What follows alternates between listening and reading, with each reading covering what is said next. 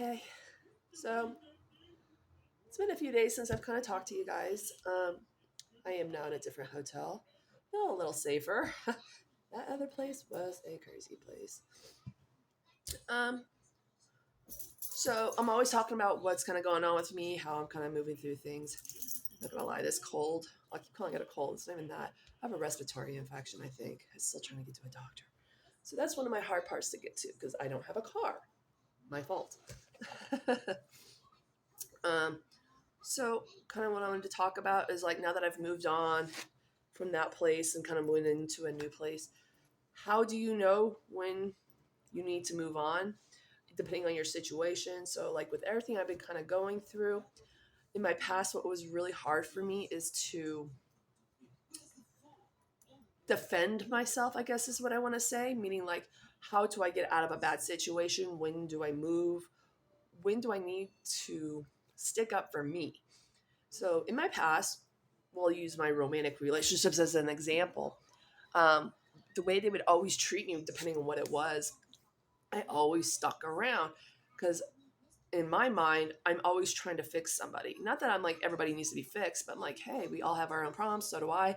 I feel like helping each other will help us grow as people. So these people I'm supposed to be with, excuse me, was never like that. So it took a lot out of me just to get out of those bad relationships, right? Or they just left me and I was just like, okay, well, that was that. Whatever. I just kind of used up all my energy for them and they did nothing for me. But whatever, that's hearsay. Another one is the motel I was just staying at. Um, I knew I needed to leave. I ended up getting out a little bit sooner. As you could tell in my last video, they kicked me out for me tattling on a staff member for threatening to beat me up. So they're going to have to stand by on that one. But I felt like, yeah, it sucked. They're throwing me out, but I already wanted to get out in this first place. But the hard part for me was money. It's I always get paid at the beginning of the month, and I just kind of spend my money in the beginning, so that way I know bills are all paid. My whatever my housing, which is also the hotel I'm staying in, is all taken care of. So that's been really hard for me. I've learned a lot in these past 2 months that I'm not technically homeless, but like I said, legally by the state standard, I would be considered homeless. But in my mind, I'm not homeless. I have a roof over my head. I get, well, this place, I get breakfast, continental breakfast. So I'm really stupid excited for that because the other place they have shit. Um, but they did have a King Super, so that was the plus side for the other one. Whereas this place, I have just a gas, this kind of like bigger gas station that they would use for like truck drivers and stuff like that. So I could get some stuff. So it's been a little hard here. I don't have like an actual stove top to cook something, so now I'm gonna have to use a microwave just to feed myself. Oh well, my poor digestive system is not agreeing with this stovetop food, whatever TV dinner stuff I'm eating. Oh, I miss cooking for myself. Like I love to cook. All right, so how do we stay in a good mindset when everything is piling on top of us? So I've been talking to my Marine Corps friends today, just texting. I haven't been able to like chit chat with them since they work, and I don't want to bother them. But talking to them and knowing what we've been through together in the military, but just kind of referring back to out here in our civilian lives, they're still pushing me like they used to in the military, vice versa if I did it for them. We take care of each other. Even if they're not here in person, they look out for me no matter what. And that has been tremendously a grateful thing for me because I still kind of get a little scared here and there. And I'm human. Even the toughest people get scared.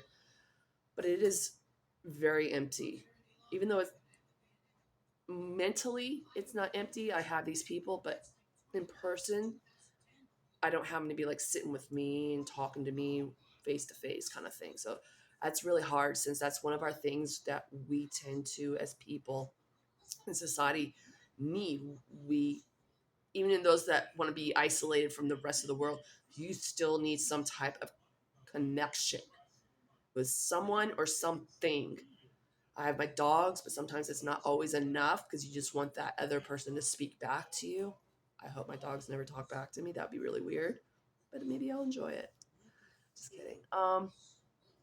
Other things that I'm trying to do is, like I said before, keeping a logbook or some type of notebook of like trying to prioritize everything. Example, my living situations, my number one priority right now, aside from the legal stuff I'm trying to take care of, because I need a roof over my head. That's mine, not just a motel. I need stability. So that's my number one priority.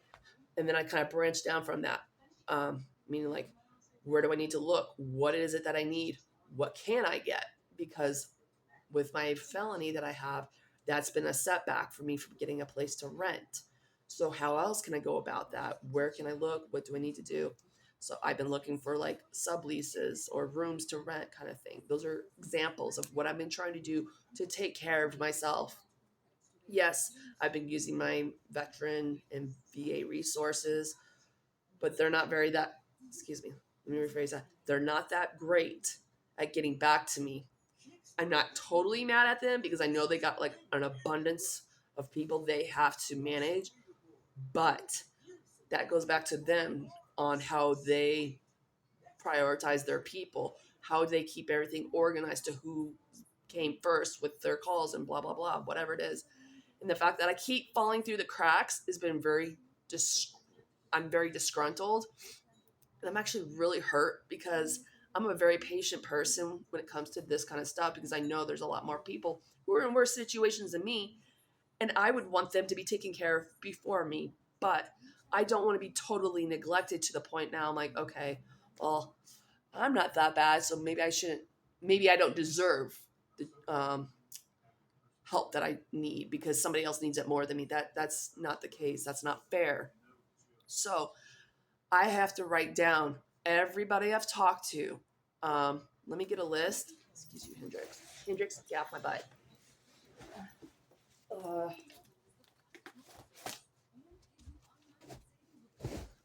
excuse me, I'm in my little chair. So I'm going to show you, since I don't have the equipment yet to do like pop up things on my screen for you, I have to do this little like old school version. So let me find my stuff of how I keep everything prioritized, just as an example. Okay. Now, if you can see this, this is just an example.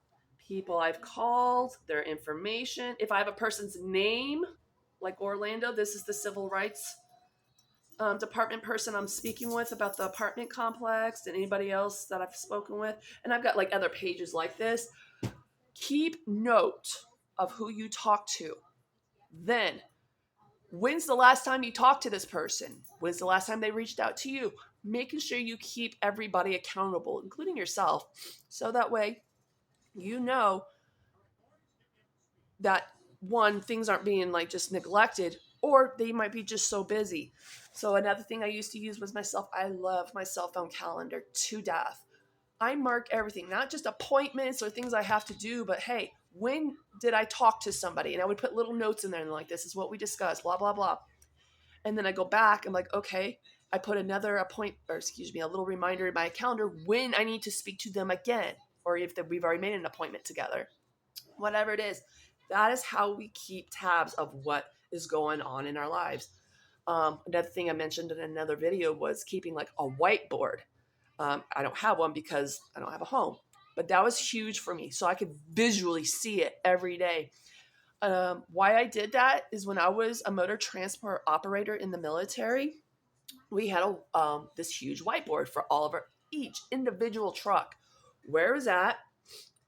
Whether it's like in our motor pool or if it was over in maintenance, what's going on with it? Is there anything that we need to do, like preventive maintenance wise on our end as the truck drivers, or do we need to take it over to maintenance and what needs to be done? So this is called, we called them PMs, preventive maintenance echelons. So for us, we had to do like the fluids, air pressure, stuff of that nature, just kind of looking around, making sure we had all of our pieces and parts to the trucks. That like the bows for the big trucks when we had to put up our canvases for transporting troops, or if it's the Humvees, do they have, or all trucks, I should say, should have like our roadside assistance kits. I'm trying to think what they were called. Things of that nature. But anything more than first echelon, second and above would go to our maintenance side or maybe to another mechanic in Camp Lejeune. So seeing this, I'm sorry, I'm getting a little nitty gritty on that, but just seeing that little chart was so helpful. That was like something I wanted to use in my personal everyday life now that I'm outside, because there's just so much going on between school, um, all these legal stuff now that are popping up, whatever's going on in my life. I used to even just jot down these little like happy quotes that popped in my head every now and then. One was like my dog Harley. She was a chocolate lab. She passed away last year. I had to put her down. But that dog was like my spirit animal.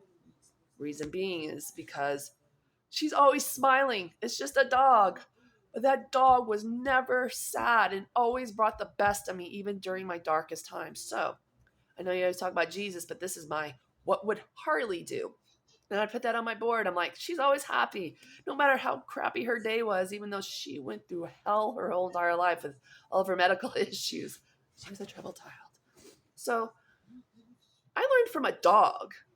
I mean, learn from people too, don't get me wrong, but my dog and her happiness made me more happy because I wanted to be that for her, even after the fact for my dogs now. Um, Another way I kind of overcome things too. I'm not being lazy as like an example today. I am still kind of sick too, but mentally, I'm like, I'm still really drained from everything I just went through with now this last motel that just, oh my God, nobody in their right mind should ever go through that when they're staying in somebody else's hotel, motel, whatever it is. I'm like, we're paying customers. You should support the customers and not treat them like trash. It's pretty much what I was getting treated like. So I'm taking care of that when it's needed to. But I don't want to put all my energy into just that. I'm kind of debating right now if that's a battle I should fight or if I should just let that one go. That's another thing you need to know about yourself. Choosing your battles. Yes, that happened to me, but is it worth my energy to move forward with that? A little bit, yes. I might go to small claims court with them about my money, but anything more, I'm not going to bother them because they're not worth it. What's going to happen 5 years from now is not going to matter with what they did to me. Now, for my felony and my housing situation, yes, that is definitely affecting me now and will always affect me down the road. So that is something I definitely have to put into consideration. So first my housing, then anything legal after that was like the next things I have to take care of. And I just jot down little notes what I need to do, whether it's phone calls, appointments, what documents do these people need. So that way I just keep track of everything I have to do. And once I'm sending like emails or if I'm mailing something, I make sure I make a note of that so I know in my head because I'm so stressed out to the point I tend to forget almost everything under the sun. That I want to make sure I'm like, did I do this? I'm like, check mark. Okay, it says so on my board, so I must have did it. And I always follow up with those people too if I need to. So those are good ways to kind of get yourself out of these little holes, so you don't feel so overwhelmed or feeling like the world's coming on top of you. You can have a little self-control. So that's when I say control, that's huge. That's something I've had to learn over the years. I'm a control freak's not the word anymore. It used to be that way. I felt like I always had to have control of everything, kind of like when I did in the Marine Corps, because I had a certain rank. I was expected to lead a specific way, meaning like I had to have accountability for certain troops or my corporals, since they also were staff NCOs as well. Or sorry, not staff NCOs, NCOs too. Excuse me. And what I had to take position. So if I had that responsibility, I always felt like, okay, that's my control. That's what I need to do. But when I didn't have control, that's when I used to lose my mind a little bit. And I was like freak out a little bit. I've been learning over the years how to control what only I control. I can control myself, definitely. I can control what I can do to get my needs met, which is going through the hoops and doing all these documents, teaching myself. Do not expect anybody to help you. I'm actually teaching myself a lot of legal things I did not know about. And then I also watch a lot of YouTube videos of people that can also help me from their experiences or what they also see within their own state. I'll get that to another video and I'll start to tag those people so you know the type of people I watch through YouTube and how they've helped me. And I'm starting to understand things a little bit differently. What I feel is the hardest part for anybody is we fear the unknown. I've had to, I don't know how to like explain this, but like to overcome those fears, no matter how scary they are. Police is the biggest one. I'm not scared of them per se.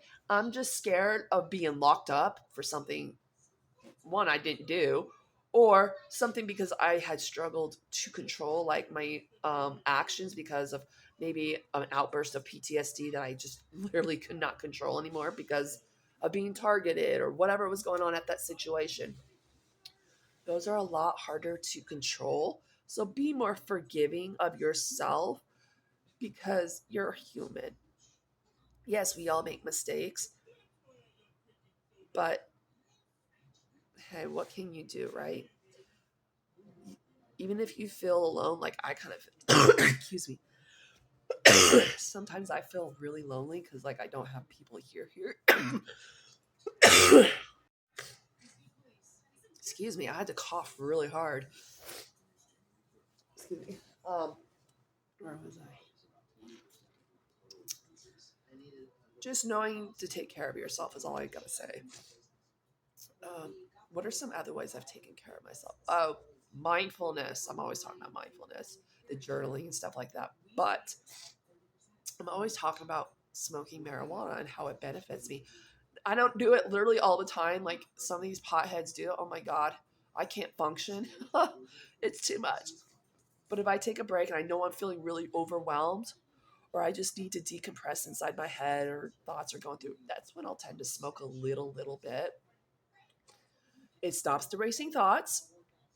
It gives me more of a, I have a really creative side when I smoke this, so I tend to get back on track really easy because I've worked so hard with my mental health that it gives me more insight as to what I might be missing when I'm going through all that stress inside my head. So that's why I tend to write down in my book. And I'll read some stuff off of like kind of what I've done. Let's see if I can find my journaling section. I'm using a skull notebook right now that I used for chemistry class. And it's becoming my everything notebook at this point. Oh, I'll talk about that in a second. Where's my journals? Oh my goodness. Come on, Beth. I know I journaled a bunch. I journal all the freaking time. Oh, here we go. So things that I usually just think out loud, like things I can use in the future. I sometimes put dates on it because I like to refer back because like I've got journals from my past. I don't journal every single day, but like if it's something that like really hits me and really is meaningful to me, I'll journal it. So I've still got old journals from like when I first got out of the military because I was just going through a heyday. But now I'm just kind of blotting down notes. How to embrace the suck of life. That was one of my little notes I put to myself. But I don't want to use the word suck as a negative way.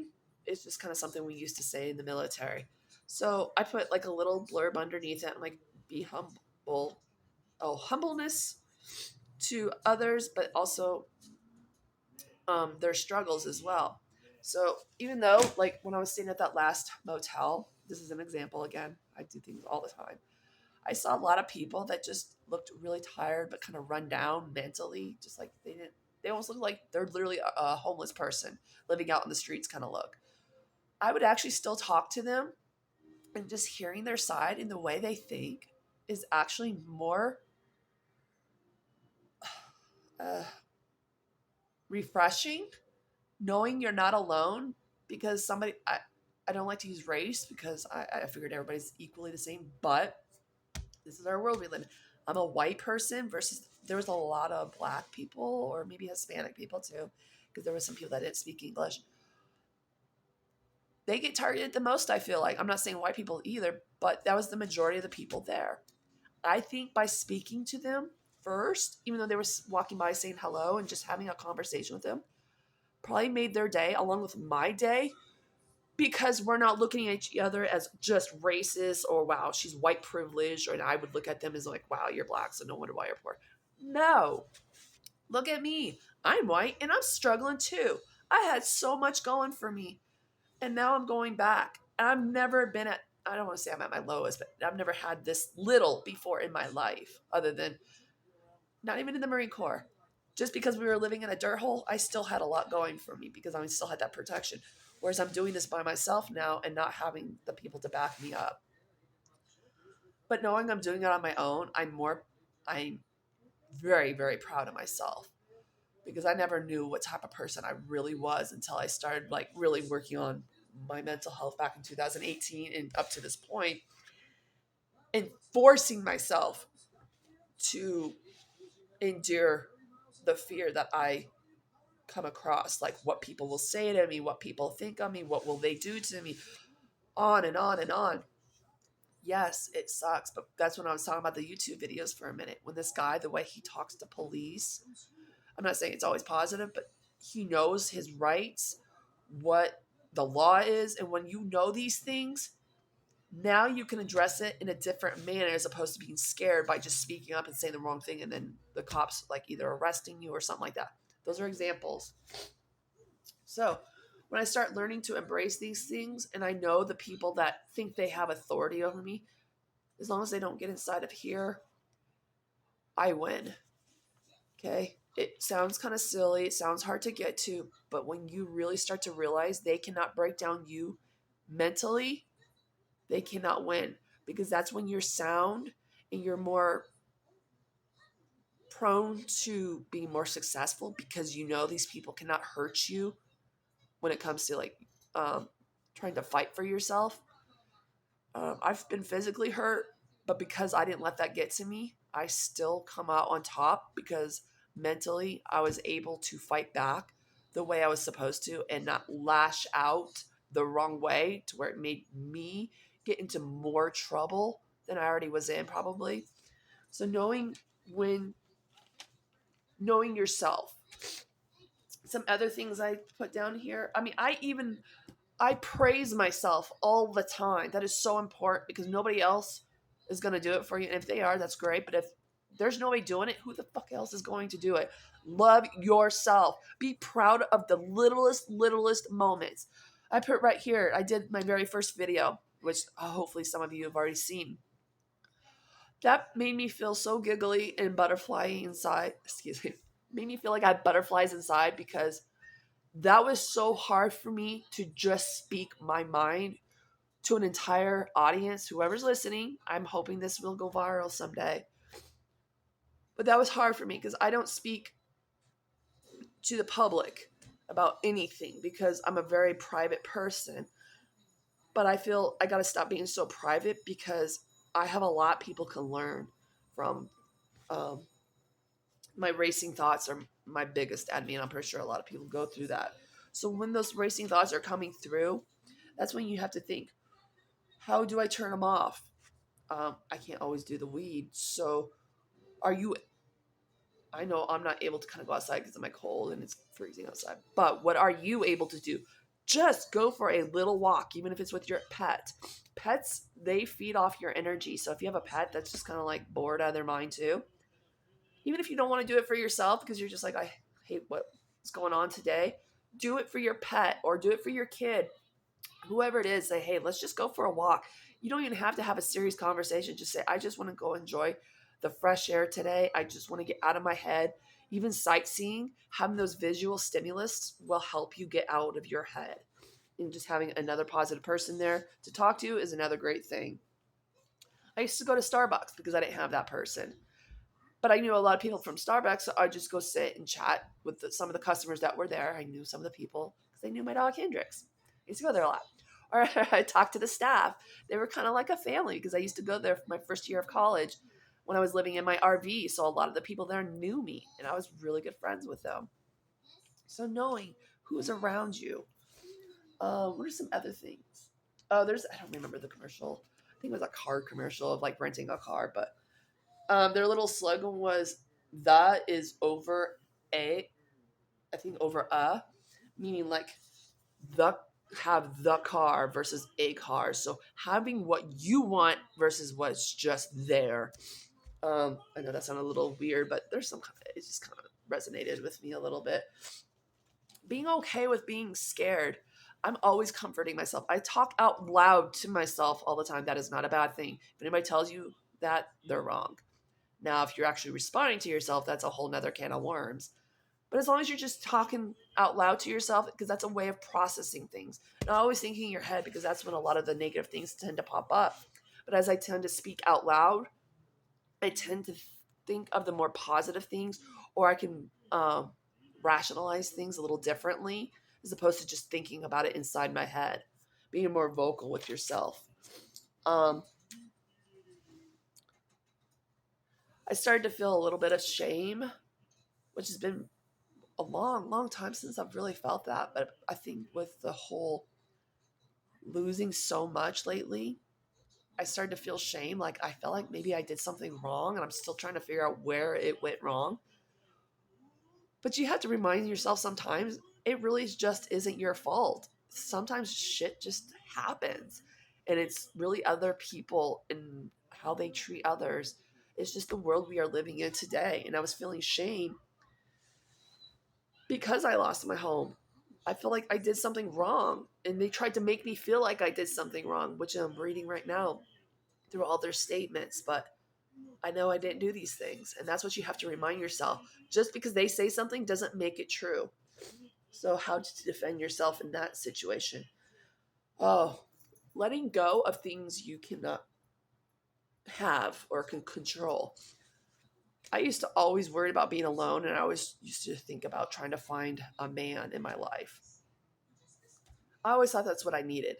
After being alone for 6 years, I think we're going on 7 years here in this May. I've been alone, but I mean, like single. That has been the most healthiest thing I've ever needed. And I found no man can ever compare to what I've ever done for myself. So, those are the things you need to know for yourself. Do I really need somebody in my life? Because they sure as hell cannot fix you. Only you can fix you. Only you know what you need to make yourself whole again. Having a partner is only what makes things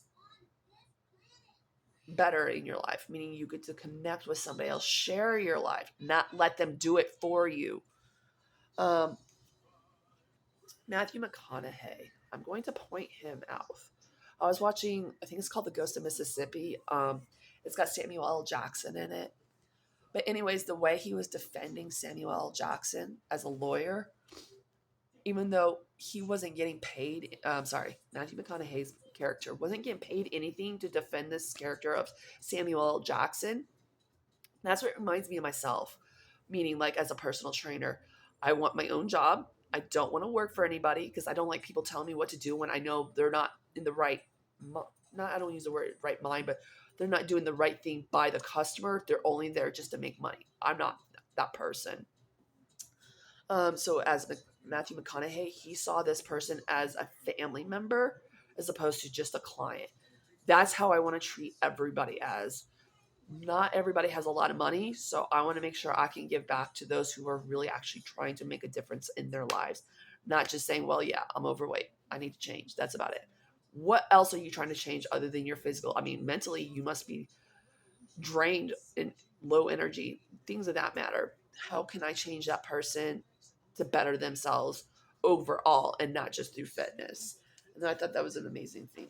Those are just things I pop up when I was going through a lot with David, when living with him. I'd write down little notes what I used to want to say to him or how I would want to address him or what was bothering me. It's okay.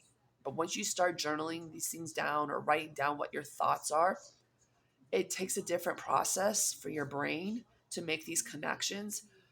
Um, I can't think off the top of my head scientifically what it's called. Sorry. My brain's kind of shutting down. But these are the things you can do. If you want to do some research for yourself, I'll try to find some links, but I don't know where on the civilian side of things you can look for anything. I'll try to find them, but I know as far as a military personnel goes, when it comes to cognitive process therapy, CPT, that is what I used to use a lot. I'm a more visual kind of person, hands-on type of thing. I like to think outside the box, so I think that's why it works so much for me. Whereas there's DBT, dialect behavioral therapy. I think I'm saying that correctly. I'll have to put it in the comments below or something. That was something else they tried. I personally didn't like it myself, but is another form, another process of dealing with mental issues and having to process maybe your past or what you're going through and stuff of that nature. Um, where was I going with this? And I forgot. Oh, so having those type of things to help you overcome those issues that you're dealing with on a daily basis. This is just mental health. That's what I can do to help you. A book that I read one time is called How to Trust Again. I'll have to find the author. It's in storage right now, but I loved how it talked about our childlike mind, our protector, and our adult like mind. I love that because it almost sounds like it's talking like breaking it down Barney style for an adult to understand what's kind of going on inside their head if they're kind of new to like just trying to figure out why they are the way they are and just needing like a foundation to start. That was actually something I just found at Barnes and Noble, I think many, many years ago. But when it started having me do these exercises inside the book, I did them. It helped me question, okay, when I talks about your childlike mind, meaning like, oh, poor me, poor this, I need help, I need someone to protect me, and then that's when your protection. That is the person. That is your mind. Other type of mindset when it comes to protecting you. Like when we lash out at people or we're very aggressive, we do it for a reason. So I used to lash out a lot at people who were thought were a threat to me when they really weren't. It's because I've had gone through so much in my past that I thought everybody was a threat. So this protector side of me was always trying to defend my childlike mind of when I thought I'm being treated poorly. So that's the things I kept coming across. The adult mindset is okay. Are you really being hurt? Are you really, is this person really a threat? Things of that nature. Now, the adult is what questions those. If it's not actually happening, that's when you're like, okay, what do I need to do to refrain from happening, letting this happen again, letting the protector take over? So, what I had to do is letting my adult side, my adult mindset take over was I'm not being hurt. What is this person actually trying to do?